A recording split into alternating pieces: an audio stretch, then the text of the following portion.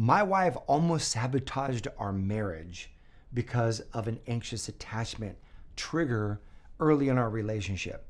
If you're dating somebody and you're noticing what might be red flags, but you're not sure, like this guy is showing up with a little bit of anxious attachment here and there, what can you do to see if this is someone that you should let go or someone that you can actually navigate through those red flags and actually create an amazing relationship with?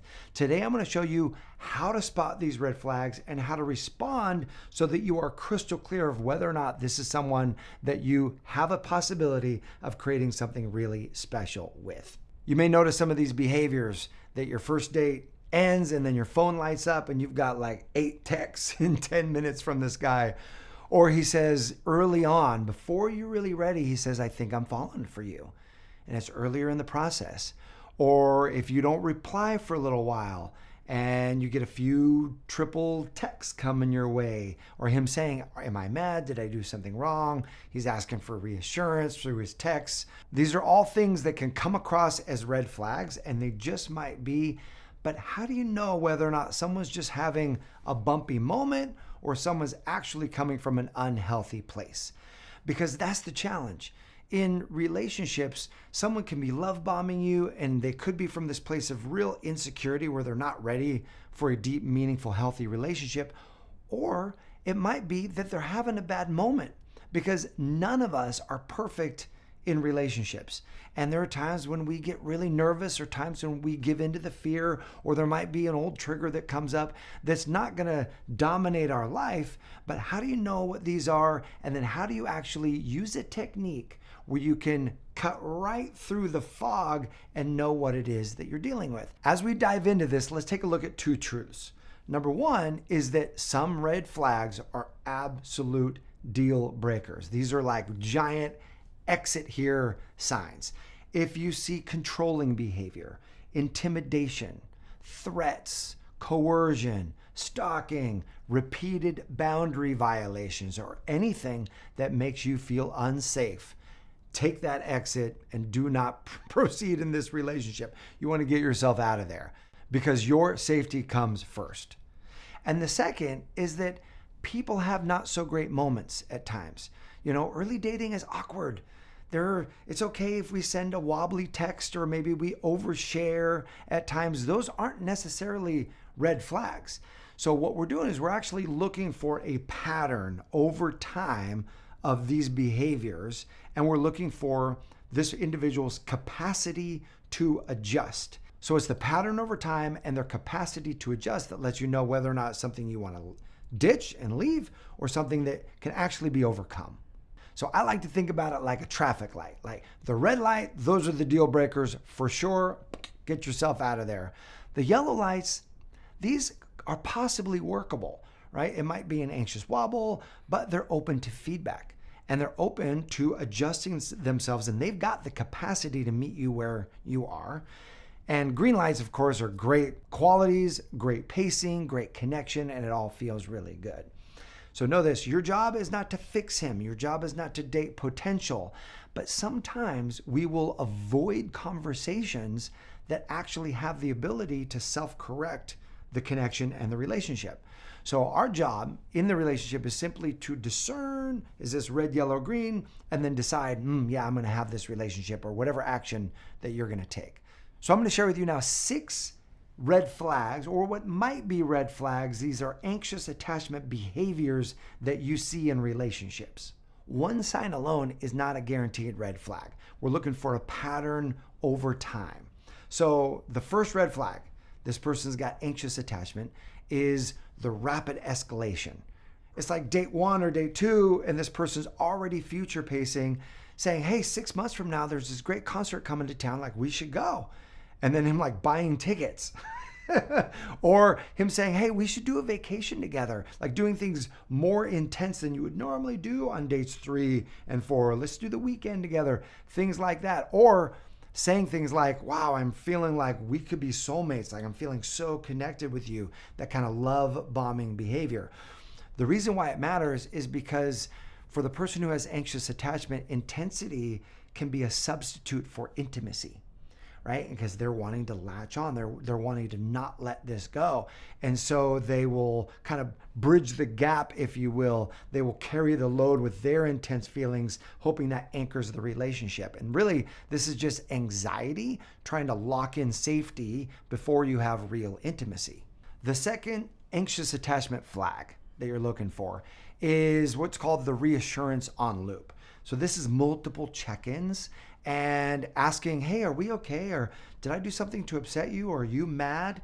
When you don't feel like you've given any of those signals. So this person is running a story in their mind, and the anxious attachment fear is actually driving them, which is causing them to have these check-ins, right? And it might be, again, it could be a red flag, or it could be a yellow flag in that they really like you and they're just needing a bit more reassurance before they can really lock into that more secure attachment. Number 3 is a variation of this, and it's hypervigilance on timing or tone. So they're really reading into your pauses and your punctuations or your quiet mood. And you just might be thinking about work. You just might be thinking about a project. Like you might be preoccupied during one of the dates about something that's going on, and they personalize it. They really take it that they're doing something wrong, and it generates anxiety in them. Fourth pattern that you're looking for that's a bit anxious attachment is protest behaviors when you need space. In other words, what the anxious attachment doesn't want to do is have the other person pull away, because that triggers their anxious attachment, that fear that love isn't safe, love is going to leave me, abandon me. And so if you're needing space, or you want to go on a girlfriend's trip, or you go on a work trip, or you just want time for yourself, and they send guilt-laced texts to you, or they pick a fight in order to create that reconnection, or those kinds of patterns, that's anxious attachment showing up in that moment. The fifth is jealousy or control pokes. Like maybe you go out with your friends a lot, or maybe you've got a job where you're around a lot of other successful men. A client of mine works with a lot of successful men. And so there was this work event. She got all dressed up in what she chose to wear. And the guy she was dating was giving her some guilt trip comments about her getting all dressed up, and why was she being so sexy, and does she need that? And so why was she wearing so much makeup? All of those kinds of things. And so she got real defensive. And at the end of the day, this guy ultimately generally has a healthy, secure attachment style. But in this particular moment, he got wobbly. In this particular moment, he was having an extra need for reassurance and affirmation that she was really choosing him. So we'll talk about what you can do in just a moment, but let's look at a couple other patterns that might be showing a yellow or red flag of insecurity. Number 6 is boundary blurring, where you're fast oversharing or over asking. If this guy is on the first date, trauma dumping on date 1, like this intense sharing of his past and what's happened and so on and so forth, or over asking about your past, really getting into intimate details, then you can slow your roll on that. And you can say something like, thank you for asking, but I'm actually more comfortable sharing on these topics after we've been on a few more dates. So you want to really pay attention to, is he asking too much, too quick? In other words, do you feel uncomfortable with this pace? So as we look at all of those patterns, those are signals of anxious attachment. But again, we're wanting to see multiple of them, and we're wanting to see patterns of them to see whether or not this guy just has a lot of enthusiasm and is nervous, or it's really coming from an anxious trigger inside of himself. Let's take a look at a playbook that you can use to respond when you're noticing these anxious yellow flags. You're not quite sure yet whether or not it's a red flag, but you don't want to ignore it. You want to bring it up. And so here's what you can do. And I've broken this down into the word secure, S-E-C-U-R-E. So the S stands for slow the pace. And you can say something like this, if he's like really cranking up the pace and future pacing and wanting to make plans and that kind of a thing, you can say, hey, I'm really enjoying our time together. I'm enjoying this. And I move at the speed of consistency and slower timing. So let's plan a date this week and then just kind of leave the rest open and see if the connection warrants more dates. Something like that, as you're taking more control over the pace. So S is slow the pace. E is empathize the feeling without fixing. So it's kind of like you see the presenting behavior And then you look underneath that to say, what's the feeling that he's really describing right now? So my client who works with successful men got all dressed up. Instead of her getting defensive and then getting into an argument, she could say, hey, it makes sense that you might be feeling insecure with all these successful guys in right now. Is that something that you're sensing in you, is kind of the need for more reassurance? What a beautiful question. Because what you're looking for is whether or not he can tune in and actually adjust and respond in real time with you and meet you where you are. And men will say, yeah, I actually am feeling like this need of reassurance.